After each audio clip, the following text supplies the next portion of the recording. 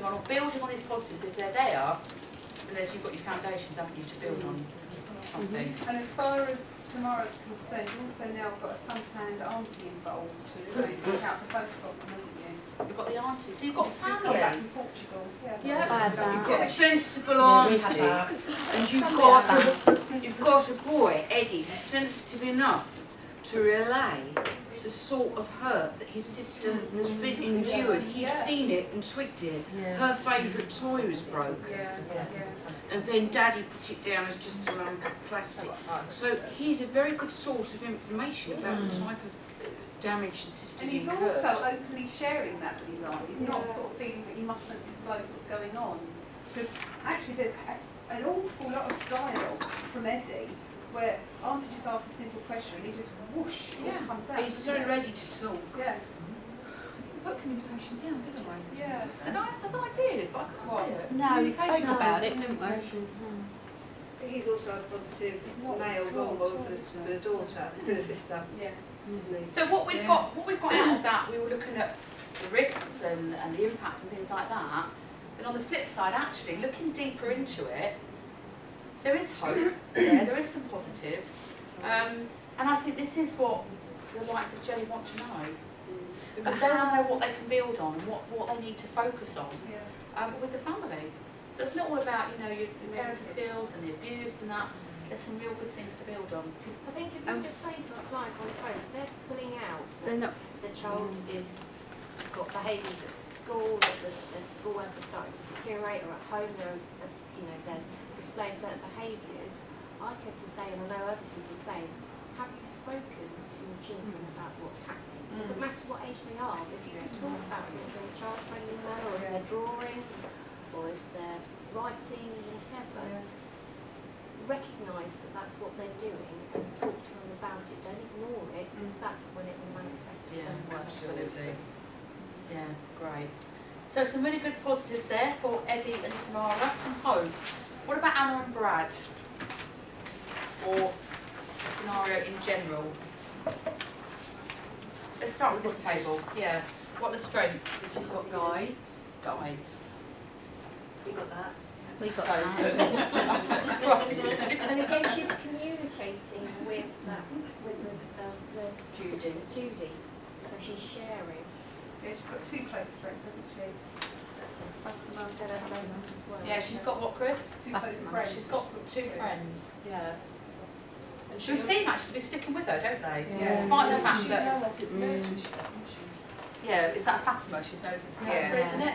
So Yeah. they're sticking with her actually. So they're seeing something positive. And she's in also Anna. is aware that this isn't the norm. She sees it as a head case because she's been to her friends' houses and it's not like that there. And my dad's just a head case. So She's she aware that sees that theirs is the unusual situation as opposed to being the norm. Yeah. Absolutely. And he's the problem, not her. Yeah. So she hasn't internalised it. Yeah. yet. Exactly. That's great. Yes. Yeah. So there's an awareness of what you would call normal, and she hasn't at the moment got to that point where she's internalised. Well, she's got through it. Now I'm older, I know it's really Dad that's the problem.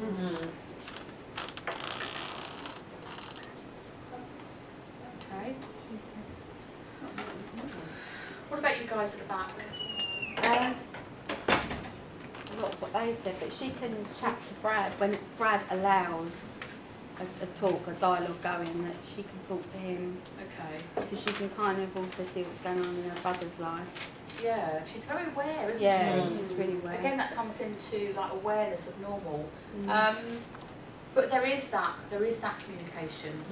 So there is that sibling communication. Even if it's only when he's prepared. Absolutely, even if it's sporadic, there is Even that if it's on his open terms, yeah. Yeah. Although they are sort of isolated from the extended family because of Dad's, behaviour, there is that extended family there, so that could be a potential source of support. It certainly could be, because she was in touch with her cousin Cheryl just after this Christmas, even though it was stamped on by Dad. Yeah. There's a potential relationship that could be resumed the minute we can get Dad to stop interfering or get him right out. And brainwashing, yeah. And you know, if anything serious was to kick off in that family, it did go to a care order. There's extended family that the children are familiar with. You know, the worst case scenario, they said that's very, very few and far between. The worst case scenario, what they're looking at is extended family. And also dad's away quite a bit. So there was an absence of the abuse. Shows them what it's like when he's not there. Yeah. The difference.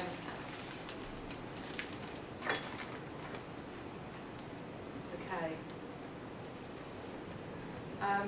Any more at the back? I think that table covered most of what we've got here. Thank you. I just said the same kind of thing, but in a different way. Like that she has positive peers, she has positive families to keep herself around. There's a lot of positivity, Yeah. isn't it, in there? There is for her. But looking at Brad, I mean, things look pretty bleak for Brad at the moment, don't they? But Brad has got, he can still, by trusting her to open up, so he has got that little window, hasn't he, Yeah. of opportunity with her. He does have a, yeah. I don't know, he was hurt by his girlfriend dumping him, wasn't he? He did confide in his sister that actually meant something to him. Yeah, so I think that's quite interesting, that had an impact on him. So he told Fred something else, he told her the truth. Yeah. Yeah. So there's truth in the family. So it's like he only trusts his sister, doesn't he? Well, they've gone through it together.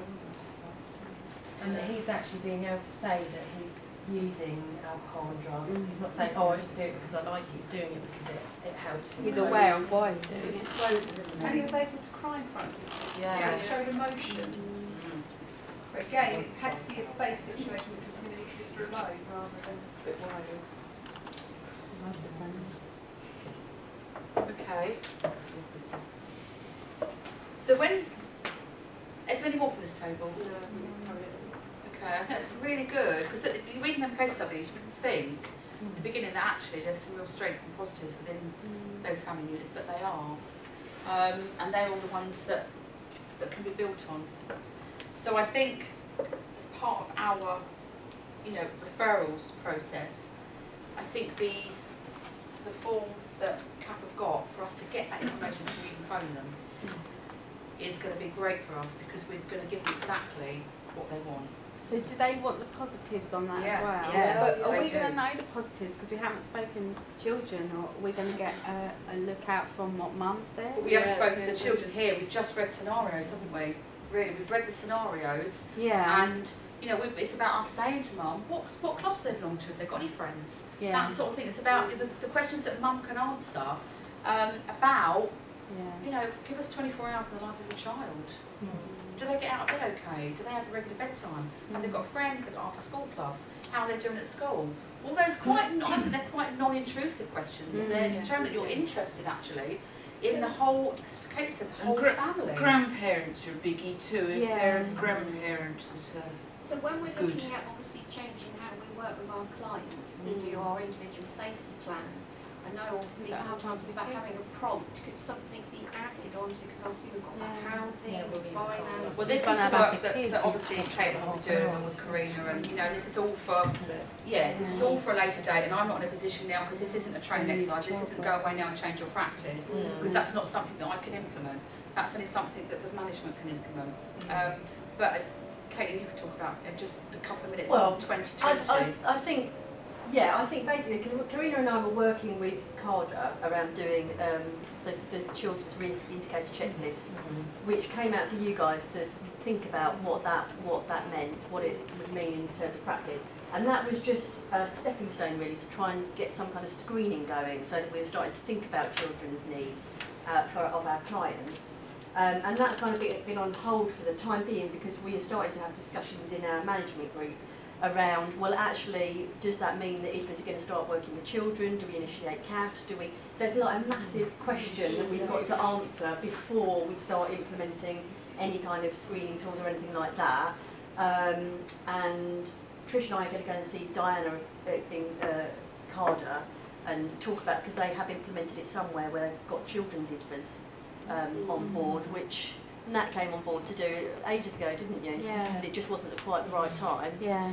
And so it's kind of in progress, I would say. Yeah, Would you because say? if we're looking at support though, haven't we, on the ISP, and we could just incorporate it within that. Well, that's an couldn't easy we? thing Just to do, open it isn't up, it? Yeah. As a short-term Well, I thing on think, the ISP. yeah, I think if we embed the contact sheet from CAP onto Modus, and then when you're going through your ISP and you're going through those questions and you're looking at family issues, then if you've got captured, if you look at on there, it'll say about what protective measures are in place, what safety measures are in place, where there is a child in this home, so we'll capture it on there if we link those two documents together. So we're going to be doing more referrals over the phone then rather No. email or No, not necessarily, because their contacts will be over the phone or they'll be by email. So CAP count phone, fax, email as a contact. From our point of view, if you do it over the phone, what that means is that you can have a conversation with somebody and get some guidance on from them as to what they think is, what would be the course of action that they would take. But we can send them through to CAP in the way we do through email. But I'd say the county council priority is think family, and a lot of the, Trish was saying yesterday that the supporting people is being recommissioned, and that was always about just funding the adults to go to refuge, and they're actually reframing their funding to understand that it's think family. So I think that it's going on all over the place, and everyone's kind of reframing themselves around think family. So, but I just think that takes quite a lot of thought and time about how it's done, and but there are things in the short term that can be done. There's tremendous things going on behind the scenes which just are happening at the moment, which will have big implications on the way we work, not least of which because all these gaps in care pathways that we've identified they are starting to look at what we can plug them with as a council and as district councils and as third section and everything else, and that's a huge piece of work going on through Children's Services, with Esther Smurl and CAP and everybody else involved. And we're in a position where if we try and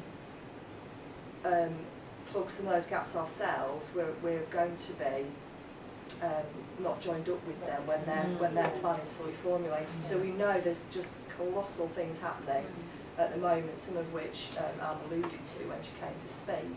And we're involved with some of those discussions at various levels at the moment. So we have to look at what we can do now, and one of those certainly is about the Wellbeing Child Protection Funds and our understanding of what that would trigger or not trigger and what social workers actually do. And then going forward it's about CAFs and about determining what protective measures in place and all the other things which will link into different pathways in the future. And one of the things that Esther Smurl is developing is a one-point website that is about parent support for parents. So they're trying to get all the information for all the support there for parents, and community and voluntary sector, everything would be on there. So one of the challenges, obviously, if we start working more with children, is like, well, where do we send people to? Because as we know, there's gaps in services. Actually, there'll be this website developed where you can go to and say, this child is, ABC. Where can we go for some support? It's just massive. There's loads going on, but I think one of the places to fund all of this is 2020, because obviously this is where the new vision and strategy is emerging. And I was saying to Mel actually in the break, I think it's kind of high time that we did a 2020 around the impact on children and what that means for services, because we haven't actually done that yet. So I think the sort of family conferencing, haven't we, which is just touched on the edge. But we haven't looked at children yet. So I after this think that probably maybe December would be a good one to do. Okay, thank you for that. I'm going to get David Stewart now, and I'll let him introduce We've had to himself. cut that short No, because we've got him a David waiting. CAP. It's 014 promotion. There's posters all over the building. You know what?